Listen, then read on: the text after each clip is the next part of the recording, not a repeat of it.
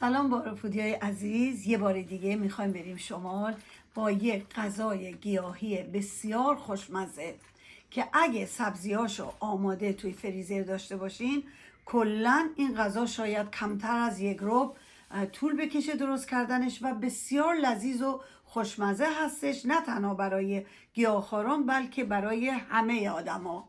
و اینکه خیلی ازتون ممنونم که ویدیوهای منو لایک میکنین، نظراتتون رو برام کامنت میذارین و برام ویدیوهامو سابسکرایب میکنین.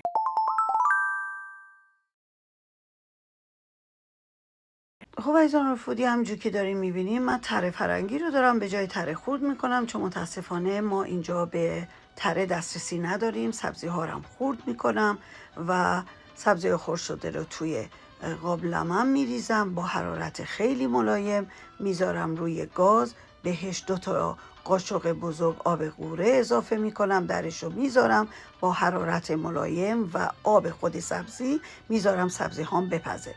خب اینجا 1 قاشق روغن و کره ریختم توی تابه و میذارم سیرام تفت بگیره، بهش زردچوبه و فلفل اضافه میکنم و میذارم عطر و بوی زردچوبه و رنگش کاملا آزاد بشه. 5 تخم مرغ دارم که آروم آروم اول سفیدا رو هم میزنم، بعد زرده ها رو بهش اضافه میکنم و وقتی که شما تخم مرغ رو با سیر سرخ میکنید دیگه به هیچ عنوان بوی زخم تخم مرغ تو غذاتون نخواهید داشت.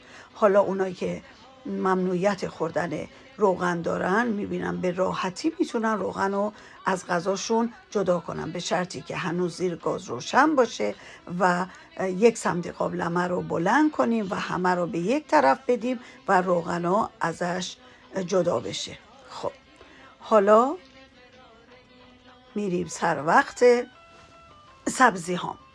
خب سبزی هام پخته، 1 نصف پیمانه من برنج رو با آب گرم خیسونده بودم و با نوک انگشتا کاملا میچلونم تا تبدیل به نیم دانه بشه.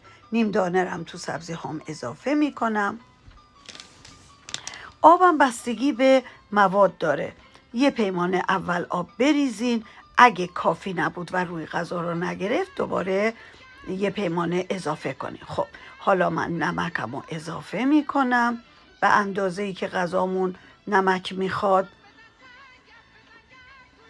آبم ببینین الان برای غذای من این مقدار آب کافیه و صبر میکنم تا نیم دانه هام بپزه. اگه اون موقع دیدم خیلی سفته دوباره بهش آب اضافه میکنم.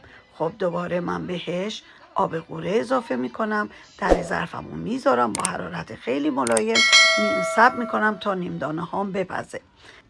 خب غذا آماده است. من 1 قاشق بهش چوچاق و خالواش خشک شده میریزم برای عطر و بوش.